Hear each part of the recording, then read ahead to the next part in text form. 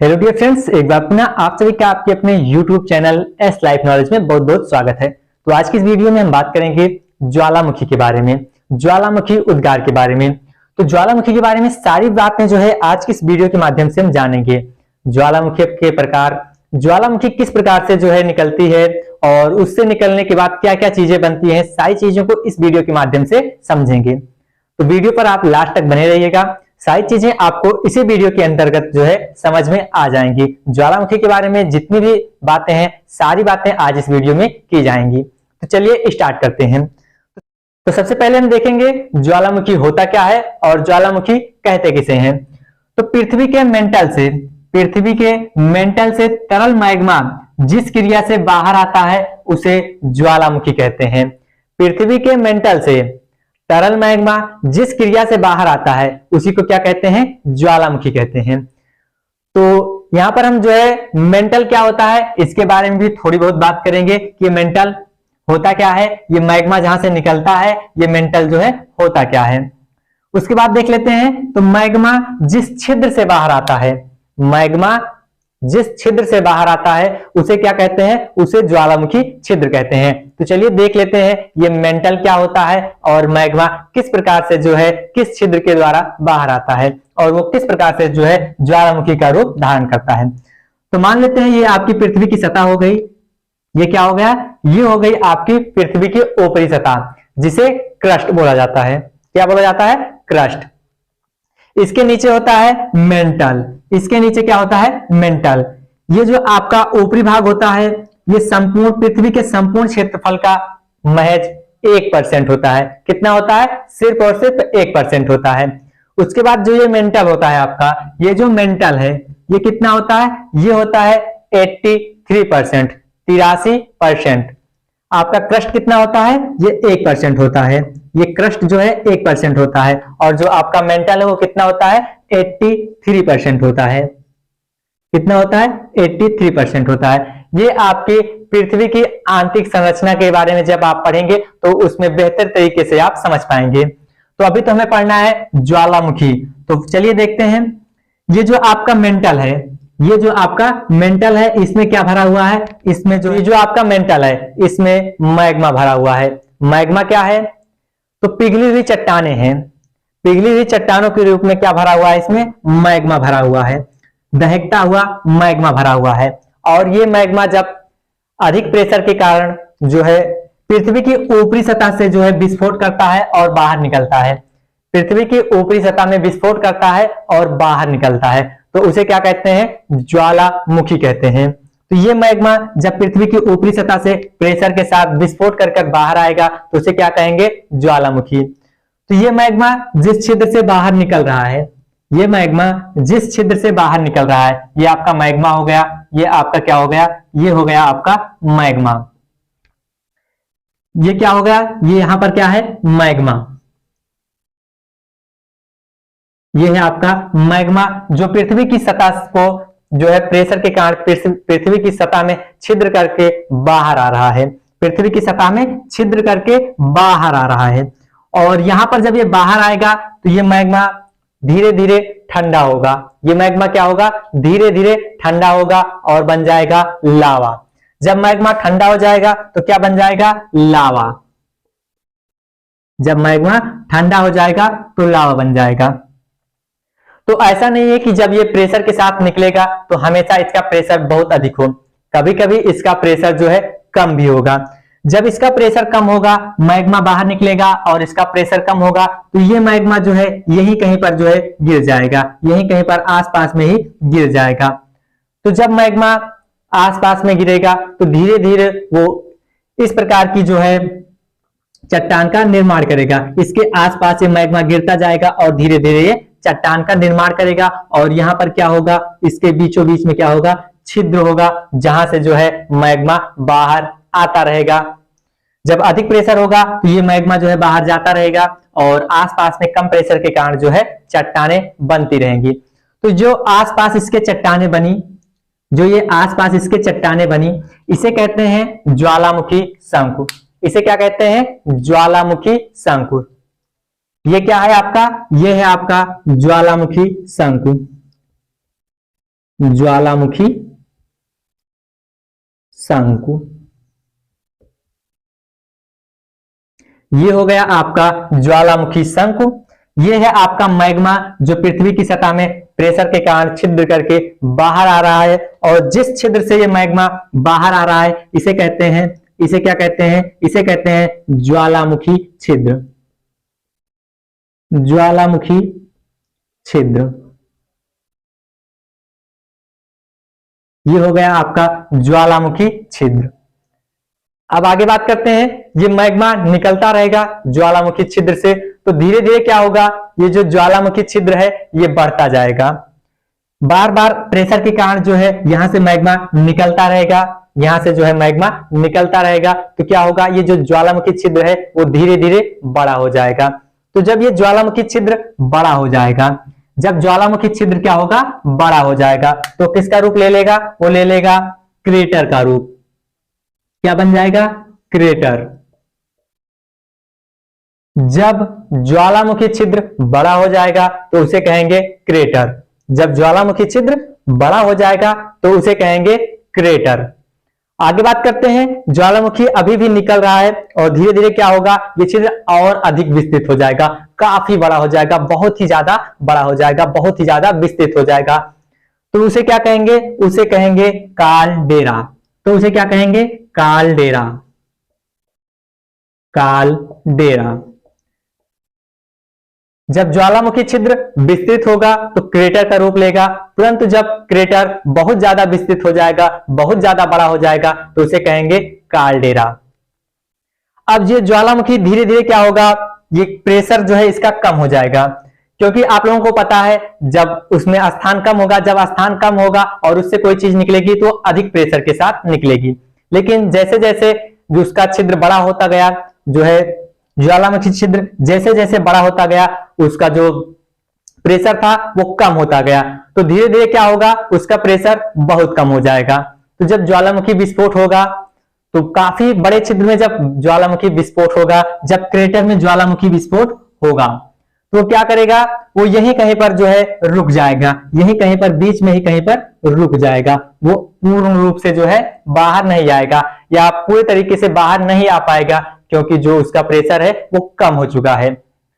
और वहीं पर जो है वो ज्वालामुखी, कहने का मतलब जो मैग्मा निकल रहा है वो वहीं पर जो है रुककर जो है धीरे धीरे ठंडा हो जाएगा और लावा बन जाएगा।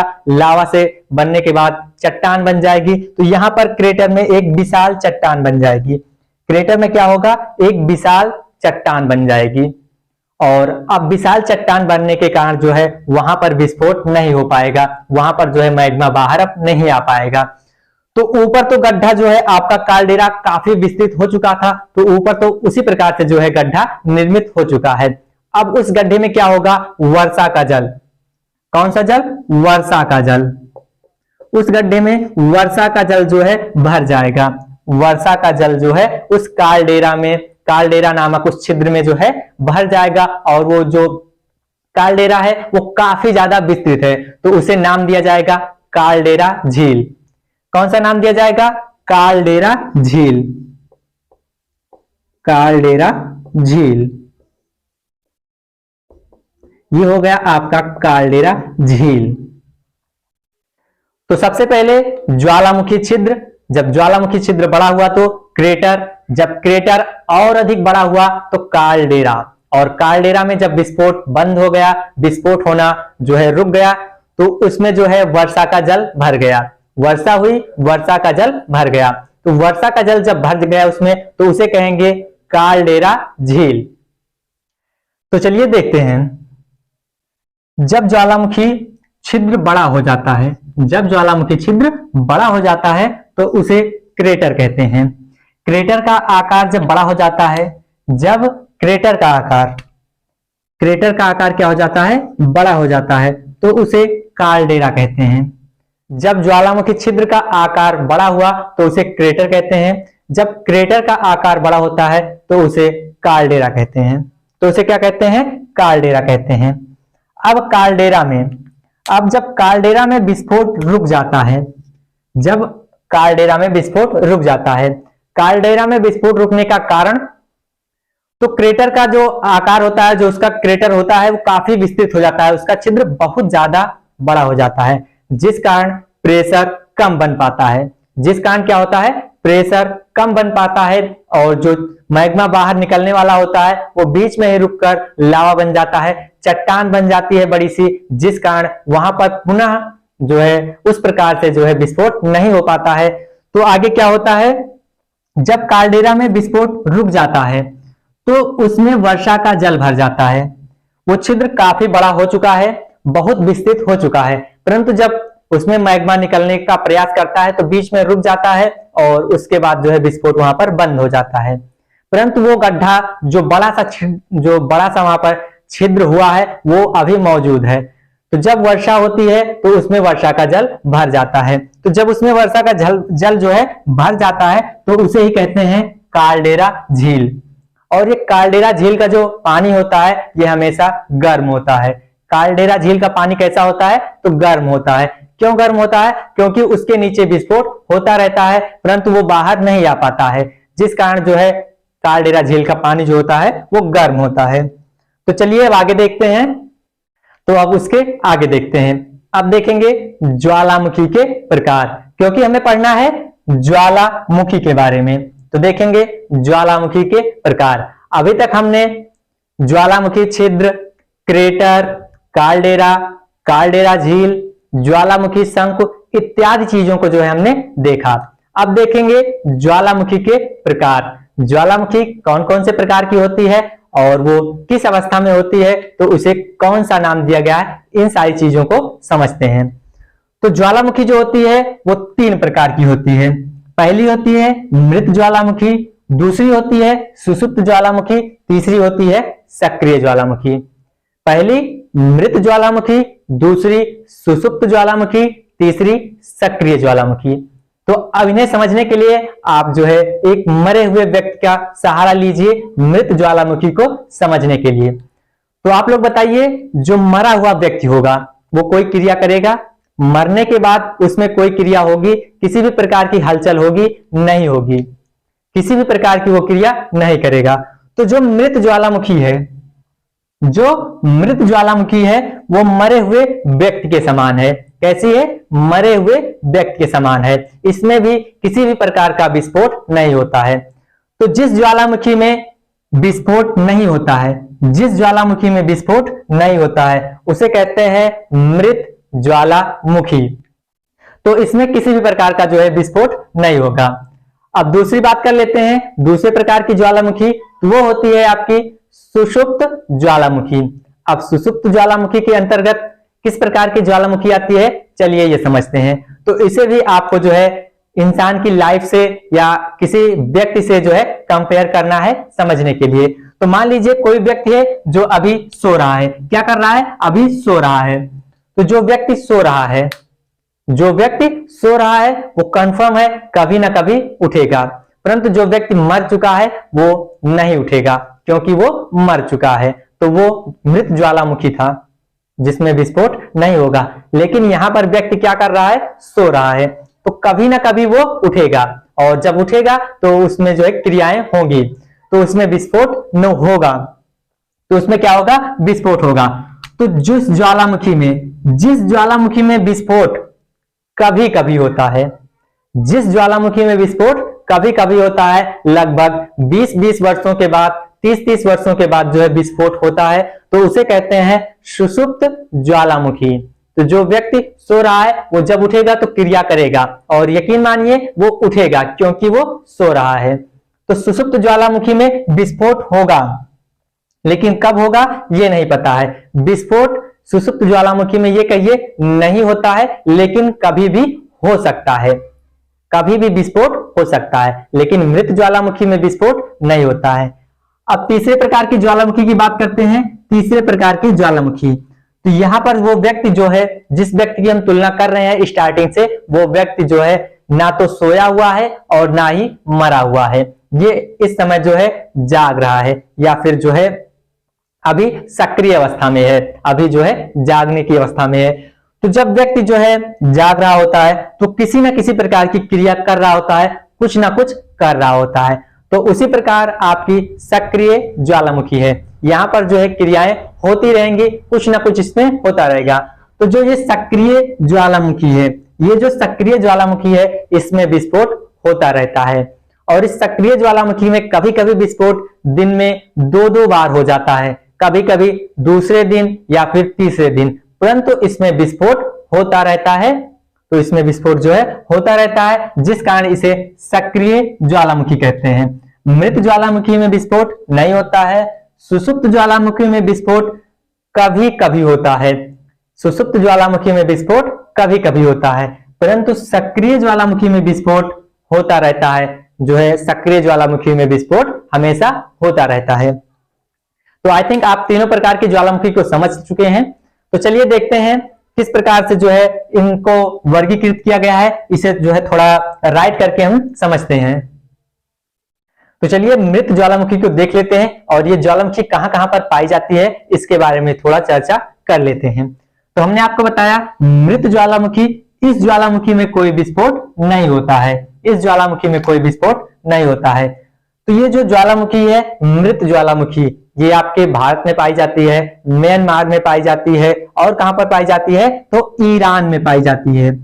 अब बात करें अगर भारत में, तो भारत में कौन सी ज्वालामुखी है जो मृत ज्वालामुखी की श्रेणी में है? तो भारत में नारकोंडम नामक, कौन सी ज्वालामुखी? नारकोंडम नामक ज्वालामुखी, जो कि मृत ज्वालामुखी की श्रेणी में आती है। तो नारकोंडम कैसी ज्वालामुखी है? तो ये मृत ज्वालामुखी है।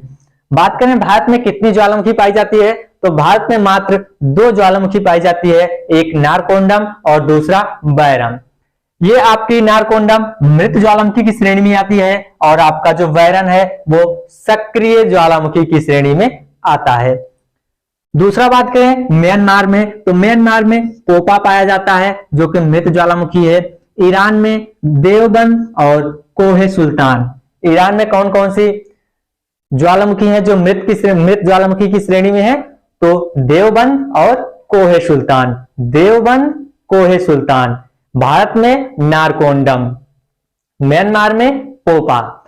तो ये जो आप देख पा रहे हैं ये चारों, ये जो है मृत ज्वालामुखी की श्रेणी में आती हैं। आप लोग याद कर सकते हैं भारत में कौन सी ज्वालामुखी पाई जाती है जो मृत ज्वालामुखी की श्रेणी में है? तो नारकोंडम। म्यांमार में पोपा, ईरान में देवबंद कोहे सुल्तान। अब आगे बात करते हैं तो सुषुप्त ज्वालामुखी कहां कहां पर पाई जाती है, चलिए इसके बारे में बात कर लेते हैं, थोड़ा इसका भी एग्जांपल हम देख लेते हैं। तो दूसरा है सुषुप्त ज्वालामुखी। तो हमने आपको बताया इस ज्वालामुखी में विस्फोट नहीं होता, किंतु कभी भी विस्फोट हो सकता है। ये सोते हुए इंसान से, हमने आपको बताया कि आप इसे सोते हुए इंसान से कंपेयर कीजिए जो कभी भी उठ सकता है। तो इस ज्वालामुखी में विस्फोट नहीं होता, किंतु कभी भी विस्फोट हो सकता है। अब इसको देख लेते हैं ये कहां कहां पर पाया जाता है, थोड़ा उदाहरण के लिए। तो सबसे पहले हम बात करें तो ये आपका इटली में पाया जाता है, जापान में, इंडोनेशिया में। तो जो इटली में पाया जाता है उसका नाम विसुवियस। इटली में कौन सा ज्वालामुखी पाया जाता है? विसुवियस नामक ज्वालामुखी इटली में पाया जाता है, जो कि सुषुप्त ज्वालामुखी की श्रेणी में आता है। कौन सी ज्वालामुखी की श्रेणी में? तो सुषुप्त ज्वालामुखी की श्रेणी में आता है। दूसरा है आपका जापान। जापान में कौन सा ज्वालामुखी? तो फ्यूजियामा। कौन सा? फ्यूजियामा। फ्यूजियामा ज्वालामुखी कहां पर पाया जाता है? जापान में। फ्यूजियामा ज्वालामुखी किस श्रेणी में है? तो सुषुप्त ज्वालामुखी की श्रेणी में है। कौन सा ज्वालामुखी? फ्यूजियामा। आगे बात करें अगर इंडोनेशिया की, किसकी? इंडोनेशिया की। आगे देखें तो इंडोनेशिया, और कहां पर पाया जाता है? इंडोनेशिया में। कहां पर? इंडोनेशिया में। यहां पर कौन कौन सा पाया जाता है? तो यहां पर सिनाका और जो है क्रोकाटोआ। सिनाका और क्रोकाटोआ। तो सिनाका और क्रोकाटोआ नामक ज्वालामुखी कहां पर पाया जाता है? तो इंडोनेशिया में। कौन सी ज्वालामुखी है ये? तो सुषुप्त ज्वालामुखी है। तो सिनाका और क्रोकाटोआ जो है इंडोनेशिया में पाया जाता है। फ्यूजियामा जापान में। इटली में पाया जाता है विसुवियस। कौन सा? विसुवियस। तो ये सारी ज्वालामुखी जो आपने देखी ये कौन सी ज्वालामुखी की श्रेणी में है? तो ये सुषुप्त ज्वालामुखी की श्रेणी में है। यहां पर विस्फोट कभी कभी होता है। यहाँ पर विस्फोट हमेशा नहीं होता है, बहुत जो है लंबे समय बाद होता है। तो इसी प्रकार जो आपका अमेरिका का ज्वालामुखी था मोना लोआ नामक, कौन सी ज्वालामुखी? मोना लोआ, मोना लोआ, मोना लोआ। ये ज्वालामुखी आपकी मृत ज्वालामुखी की श्रेणी में रखा गया था। इसे कौन सी ज्वालामुखी की श्रेणी में रखा गया था? मृत ज्वालामुखी की श्रेणी में। लेकिन इसमें पिछले ही वर्ष जो है 50 साल बाद, कितने वर्ष बाद? 50 वर्ष बाद जो है इसमें विस्फोट हुआ। कहां पर? मोना लोआ नामक ज्वालामुखी में। ये कहां पर पाया जाता है? तो ये अमेरिका में पाया जाता है। अब ये कौन सी श्रेणी में आ चुका है? तो अब ये सुषुप्त ज्वालामुखी की श्रेणी में आ चुका है। तो 50 वर्षों बाद जो है किस ज्वालामुखी में विस्फोट हुआ है अभी हाल ही में? तो मोना लोआ नामक ज्वालामुखी में। किसमें? मोना लोआ। अब आगे बात कर लेते हैं सक्रिय ज्वालामुखी के बारे में और देख लेते हैं कहां कहां पर जो है सक्रिय ज्वालामुखी पाई जाती है।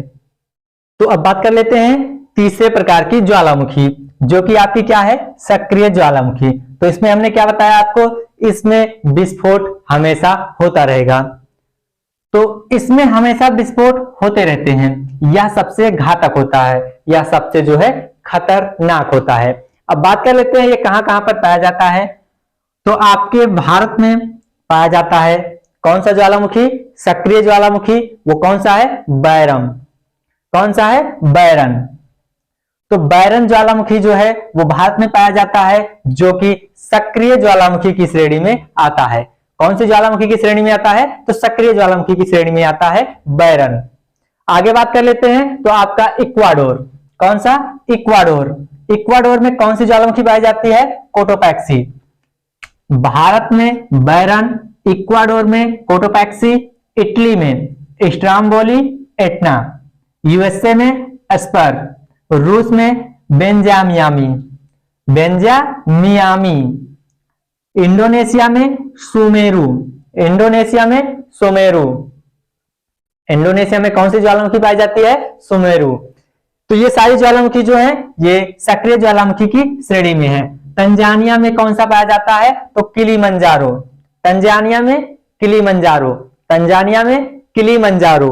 आगे बात करें अंटार्कटिका में, तो यहां पर पाया जाता है इरेबस। कौन सा? इरेबस। तो ये सारी ज्वालामुखी जो है सक्रिय ज्वालामुखी की श्रेणी में आती हैं। आपकी बैरन, कोटोपैक्सी, स्ट्राम्बोली एटना, एस्पर, बेंजामियामी, सुमेरु, किलीमंजारो और इरेबस। कौन सा? इरेबस। तो ये सारी ज्वालामुखी जो है आपकी जो है सक्रिय ज्वालामुखी की श्रेणी में आती हैं। तो चलिए अब देख लेते हैं कुछ महत्वपूर्ण तथ्य। तो अब ज्वालामुखी से संबंधित कुछ महत्वपूर्ण तथ्य देख लेते हैं, जैसे कि ज्वालामुखी को पृथ्वी का सुरक्षा वाल्व कहते हैं। ज्वालामुखी को क्या कहा जाता है? पृथ्वी का सुरक्षा वाल्व कहा जाता है। आगे बात करें तो ज्वालामुखी के दौरान सल्फर डाइऑक्साइड, जल वाष्प तथा CO2 निकलती है। CO2 गैस जो है निकलती है। कब निकलती है? तो ज्वालामुखी के साथ, जब ज्वालामुखी निकलती है, जब मैग्मा निकलता है उसके साथ जो है सल्फर डाइऑक्साइड, जल वाष्प और CO2 निकलता है। बात करें तो सर्वाधिक ज्वालामुखी प्रशांत महासागर में है। सर्वाधिक ज्वालामुखी की बात की जाए कहां पर है? तो वो प्रशांत महासागर में है, जिसे अग्निवलय कहते हैं। क्या कहते हैं? अग्निवलय। और सर्वाधिक स्थलीय ज्वालामुखी, सर्वाधिक स्थलीय ज्वालामुखी जो है वो इंडोनेशिया में है। कहां पर है? इंडोनेशिया में। अलास्का को ज्वालामुखी की अधिकता के कारण, अलास्का को ज्वालामुखी की अधिकता के कारण जो है धुआरों का प्रदेश भी कहा जाता है। वहां पर जो है बहुत अधिक ज्वालामुखी है, जिस कारण वहां पर धुआं उठता रहता है और उसे जो है धुआरों का शहर या धुआरों का प्रदेश जो है कहा जाता है। सबसे ऊंचा यहां पर मृत हो सकता है, तो सबसे ऊंचा मृत ज्वालामुखी अमेरिका के हवाई द्वीप पर स्थित मोना लोआ ज्वालामुखी है, जो कि अब सुषुप्त अवस्था में आ चुका है। तो यहां पर मृत या फिर मृत ना होकर जो है सुषुप्त रहेगा, सुषुप्त, सुषुप्त ज्वालामुखी। तो सबसे ऊंचा सुषुप्त ज्वालामुखी कहां पर है? तो मोनोलोआ, अमेरिका का मोनोलोआ, जो कि हवाई द्वीप पर स्थित है। आगे बात करें तो सबसे सक्रिय ज्वालामुखी जो है वो इटली का स्ट्रामबोली है। कौन सा है? इटली का स्ट्रामबोली। इसे भूमध्य सागर का प्रकाश स्तंभ भी कहते हैं। क्या कहते हैं? भूमध्य सागर का प्रकाश स्तंभ। और आपका जो ये ऑस्ट्रेलिया है, यहां पर एक भी ज्वालामुखी नहीं है, यहां पर कोई ज्वालामुखी नहीं पाया जाता है। तो आई थिंक सारी बातें आप लोगों को प्रॉपर तरीके से इस वीडियो के माध्यम से समझ में आ गई हैं। ज्वालामुखी से जितने भी इंपॉर्टेंट टॉपिक थे सारे इस वीडियो में कवर हो चुके हैं। तो वीडियो पसंद आया है तो वीडियो को लाइक करिएगा। चैनल पर पहली बार विजिट किए हैं तो चैनल को सब्सक्राइब कर लीजिए और बेल आइकन को भी ऑल पर सिलेक्ट कर लीजिए, जिससे क्या होगा, आपको सारे नोटिफिकेशन जो है सबसे पहले मिलते रहेंगे।